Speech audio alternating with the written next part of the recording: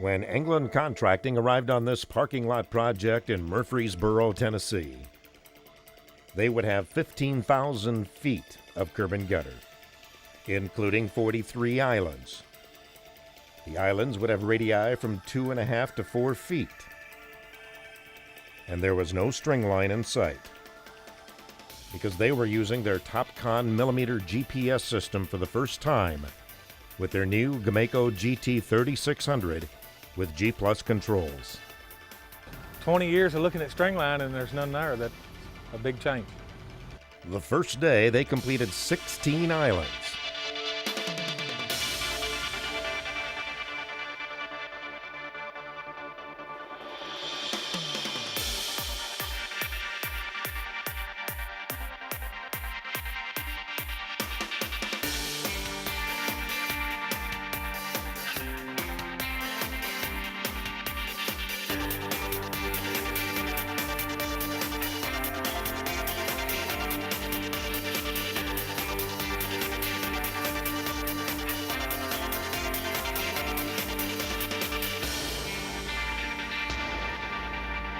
We visited with Scott England, the owner-operator for England Contracting.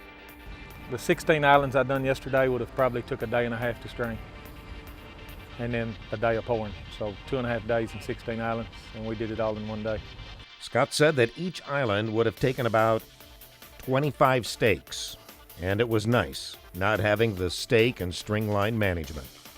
I think it's going to save me a lot of overtime, as much as anything. Because that's what we'd be doing right now that we quit, is picking up stakes and string line. And the new GT3600 for England Contracting features G+ controls. And he prefers the auger delivery system on his GOMACO machines. Mainly because it keeps the machine cleaner, and it will carry a little bit more concrete through the radiuses. Scott said they wouldn't have anything but a GOMACO GT3600. And it's the only thing I've ever run except for a 87 6300. There's a big change in that one to this one.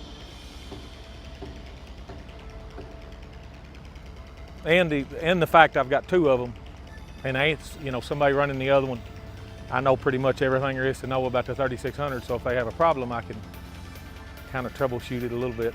We asked him about the TopCon stringless guidance system.